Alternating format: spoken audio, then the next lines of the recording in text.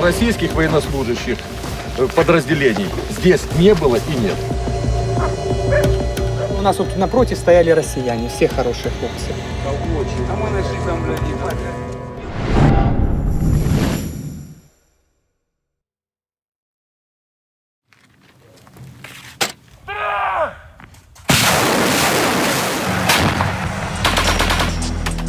The battle for the strategic town of Debaltseve in eastern Ukraine last February was a crucial turning point in the war between Ukrainian government forces and armed groups backed by Russia. The pro-Russia forces took the town after encircling thousands of Ukrainian troops.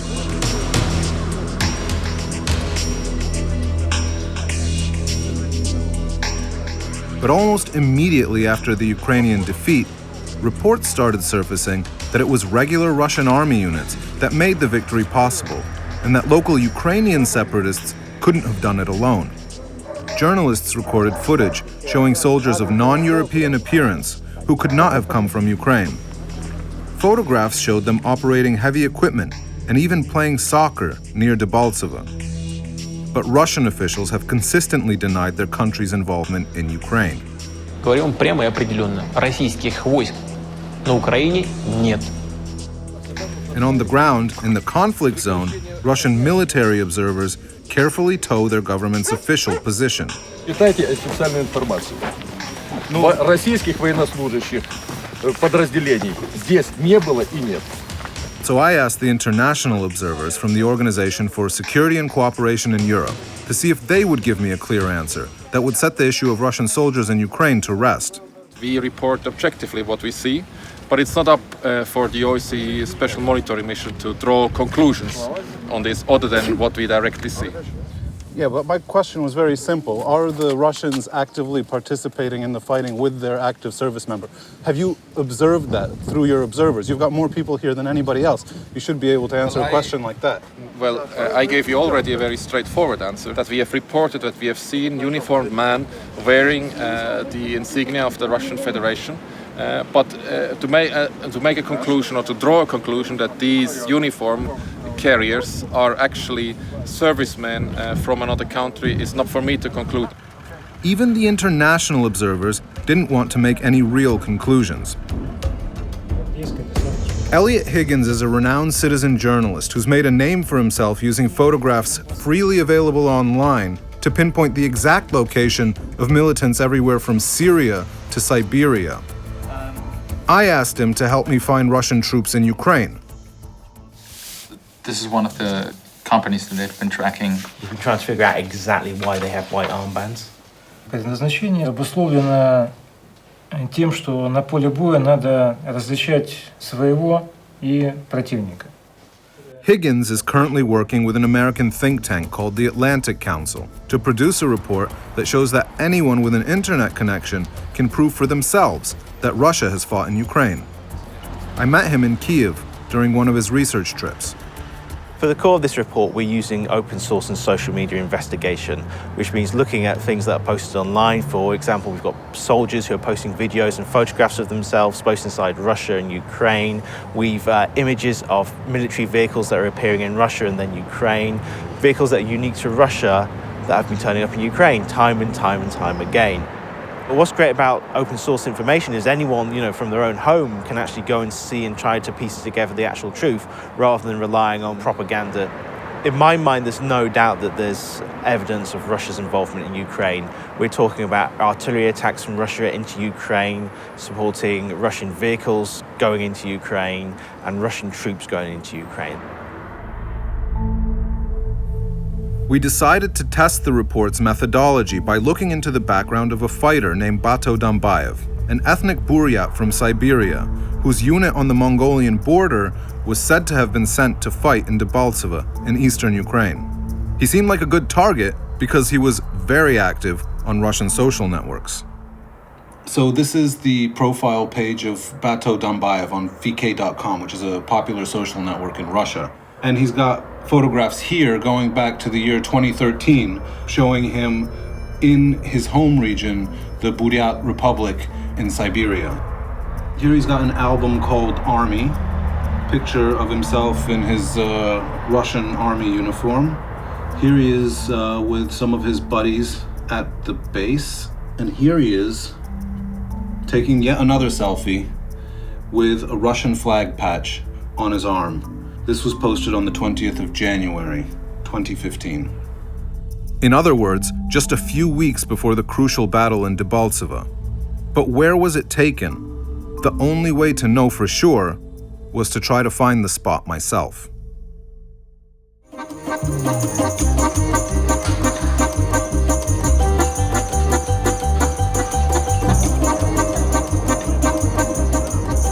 I've come to Russia to retrace the trail of digital breadcrumbs that Dambayev left on his way to Ukraine from his home base in Siberia, thousands of miles away from the battlefield. And we're starting here in Moscow on the Red Square. Сфотографируйте, пожалуйста. Ну, чтобы Василий Блаженный Кремль попал, если можно.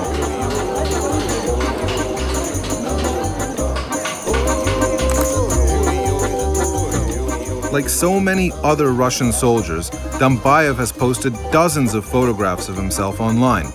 Some tell us more about his personality than his military service. But there are others that give away quite a bit about what the Russian army is up to.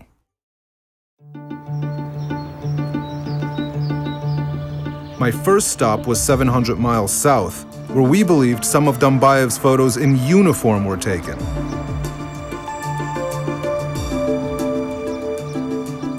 This is Taganrog, a city in southern Russia that's just 40 miles from the border with Ukraine. 100 miles away from here is the city of Debaltseve in eastern Ukraine. And at any given time, there are thousands of Russian soldiers training in military exercises near the Ukrainian border. And we know from photographs that Dambayev took with his comrades that he also spent quite a bit of time here last winter.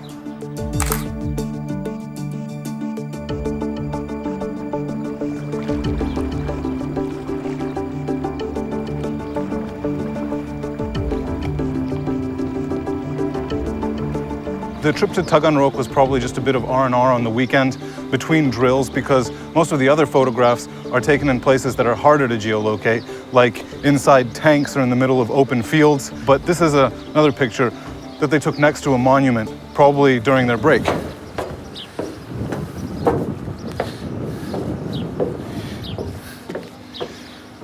Does this look about right?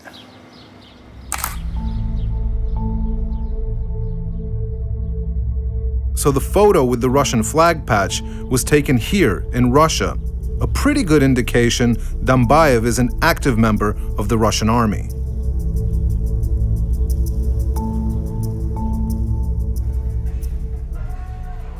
This is a photograph of Dambayev and one of his fellow soldiers. It's really hard to tell where the photograph was taken because there's nothing in the background. It looks like it's indoors or inside a vehicle. But lucky for us, the soldier who posted it didn't turn off his location settings. So when you click on the map, you can see exactly where he uploaded it from. When you zoom out, it's in the middle of a field not far from the Ukrainian border. And if you look at the photos that are geotagged to the same location, the photos nearby, you can see that there's still tons of Russian soldiers there taking selfies, posting them to the internet. And it's a pretty big encampment.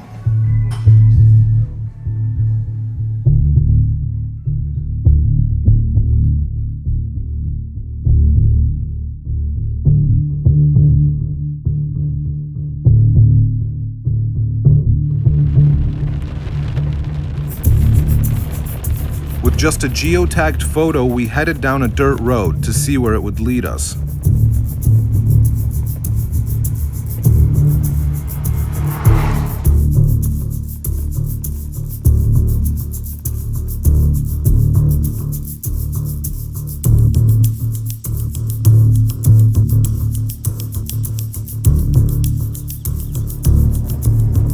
So we've followed the pin on the map out into the countryside, and we've already seen 3 really big army encampments with hundreds of vehicles in them. You can really feel the military presence out here near the border with Ukraine. The Russian military, on an official level, says that the reason they're out here across the region is for military drills. But these drills have been going on for a year now, so you've got to wonder what they're really here for.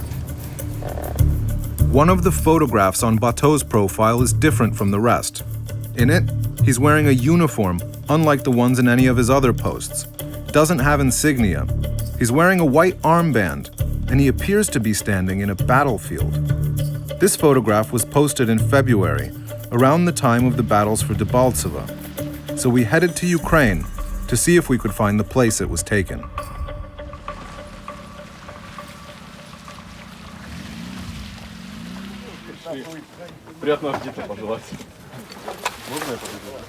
This is the side of the conflict that the de facto authorities want you to see. Units like this one, made up of volunteers both from Ukraine as well as from Russia, but who aren't members of the Russian military. But when the going gets tough and units like this one can't handle the fighting alone, we've seen a pattern has developed over the course of this war where actual Russian military are sent in from across the border. And we know that from social media posts that the soldiers have been making themselves.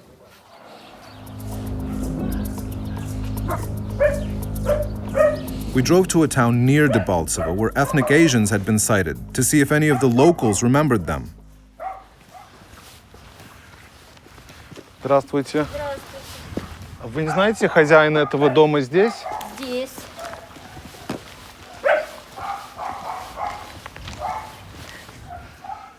И что случилось здесь? Прилетел град в дом. Убило 2 детей. Одному 7, второму 17. То есть 16 только исполнилось. Это в феврале было дело? Да, 18 числа. Нам зашли танки сюда. Первый день зашел ДНР. А кто вот это потом зашел, мы не знаем. Потому что нас всех начали отсюда тупо эвакуировать. Неделю, можно сказать, даже не пускали сюда. А когда все люди начали домой ехать, нету ничего. В домах все поуходило. А как вы определяете, танк чей, ДНРовский или российский или украинский? А как мы можем определить, из ДНР зашли с белыми полосочками? С белыми ленточками? Да. У вас тоже вытягивали из дома что-то? Ну, лазили. Соседка была, пришли, ну, там была водка, у меня в подвале бабушки готовила. Ни одной. Ну, то хер с ним, с той водкой, хай пьют, падают. Мама. Заходила соседка, а ополченец там был этот, ну, не русский, казах. Угу. Говорят, как казахи тут орудуют. Говорит, узкоглазый. Люда, ну расскажи, як казах тут лазил. Казах чи кто? Да не казах он, ну, бурят. А как он выглядел? Ну, такой скопленный. Не надо меня снимать. Вот это первые, которые зашли, ДНР, или потом, когда россияне зашли? Нет. Этот самый, это уже были или 3-я смена, или какая. Угу. А там же не только россияне, тут и наши были. Вот первые зашли, то... А россияне это те, которые с танками приехали? Я не знаю, какие. У нас вот напротив стояли россияне, все хорошие хлопцы. Я же говорю, у меня вот эти наши быдлы донецкие украли 200 рублей с документами, последние, что были. А как себя россияне вели? Да вообще молодцы, они нас кормили. А как вы думаете, ДНР мог бы тут победить без их помощи, если бы они не приехали? Если бы россияне не приехали, мне кажется, нет. Нет. For me, what these women have just told us really corroborates the photographs and proves that there were Russian servicemen here, because they actually made a distinction between the Donetsk People's Republic fighters and the Russian soldiers, who they said were much better behaved. But we still needed to find the exact spot where this photo had been taken. So from the photograph, we know that Dambayev was standing on what looks to be like a Ukrainian checkpoint that they'd just taken over. And in the background, we can see some houses with green fences. There's a lot of buildings with green paint on them in this area. We have to find the right one.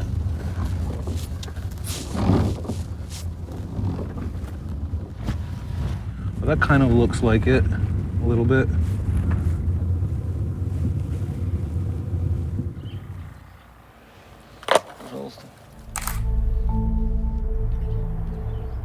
This is the exact spot where an ethnic Asian-looking soldier had his selfie taken in mid-February. He then put that photograph up on a Russian social networking site, and that's why we know that he's a serving officer in the Russian Federation's army, because older posts on his profile page show him photographed back home in Russia at his military base.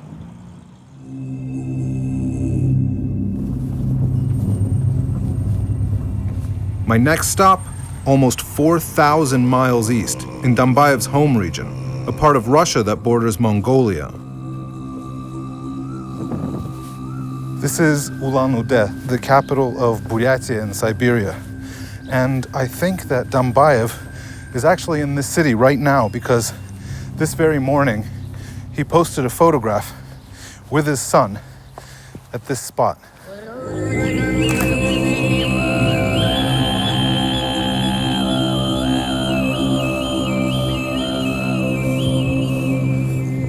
It's one thing to reenact photographs that have already been taken, but it's a whole nother thing to find an actual living person without knowing exactly where they are. So this is going to be the hardest part of my investigation.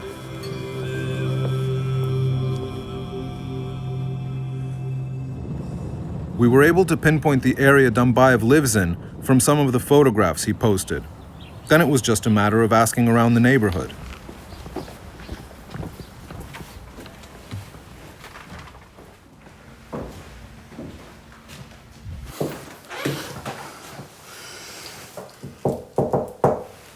Мы ищем Бато Дамбаева.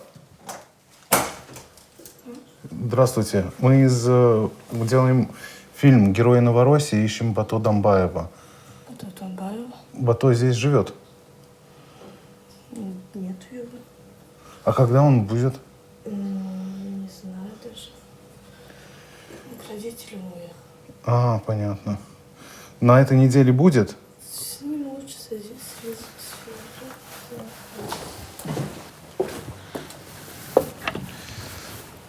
Well, we had one shot, basically. This was the address that we knew him to live at. We met his wife, but he's not here. So we're going to try and phone him and see what happens, but our chances are pretty bad at this point.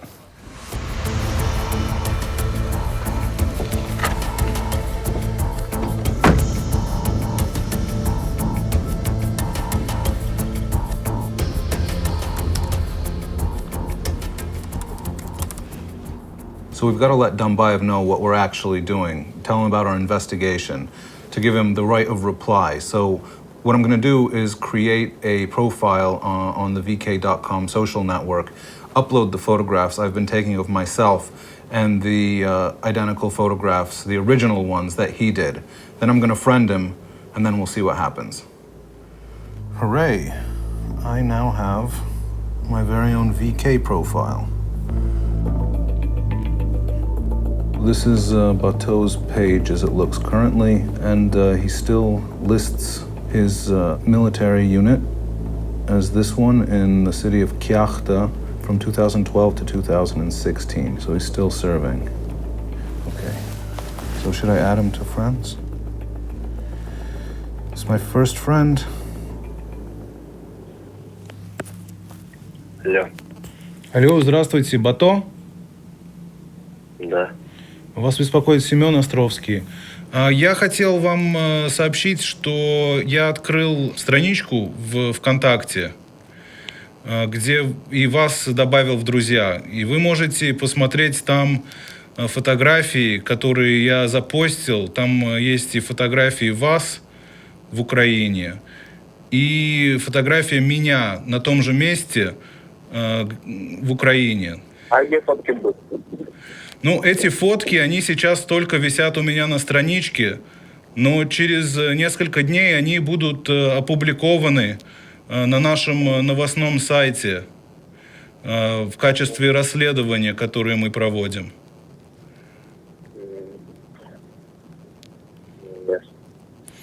Если у вас есть возможность посмотреть эту фотографию, я думаю, она очень убедительная, потому что в ней я стою на том же блокпосту в Углегорске, в той же позиции, как и вы.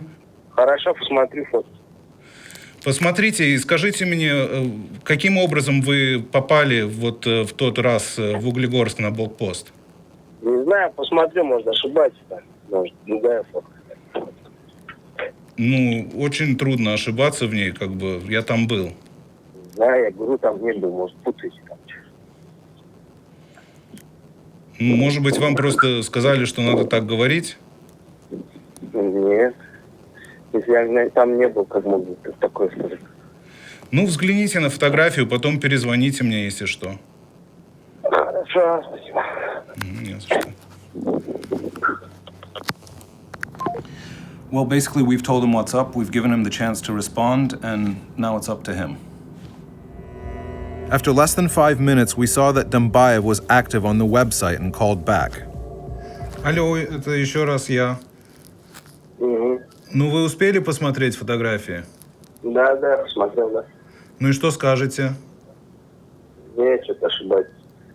В каком смысле? Где я ошибаюсь? Нет, не я. Ну, а почему вы их тогда запостили на собственную страничку ВКонтакте? Я его не вылаживал ВКонтакте, такой ВКонтакте. Не ошибаетесь что-то. Как не вылаживали? А я их где взял, по-вашему? Я не знаю, вы откуда взяли. Я вам говорю, откуда я взял. Я взял с вашей странички ВКонтакте. Ну, не знаю, откуда вы взяли. Я не заезжал туда. Ну ладно, до свидания. Всего доброго.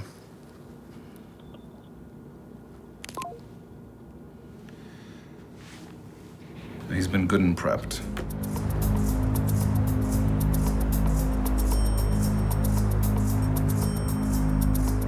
I didn't manage to meet Bato Dambaev, but I got him on the phone and I talked to his wife. So I was able to confirm that he's a real person who's been posting all of this stuff online about himself and how he got from here in Siberia all the way to eastern Ukraine. I also found out a lot of other information, like who his brothers and sisters are and where he lives. And the most important bit of information I got was that he's a contract soldier with the Russian army up until the year 2016. So this just goes to show how difficult it is for any government, including Russia's, to try to keep anything secret from pretty much anyone in the modern world. The Russian government is trying to portray the war in Ukraine as a civil war between good Ukrainians who want to join Russia and bad Ukrainian nationalists who don't. But the reality of the situation is that the conflict is being artificially fueled, not just with arms, but with actual troops sent by Moscow in a bid to prevent Ukraine from integrating with the Western world. And it's Russian soldiers who are posting the proof online themselves.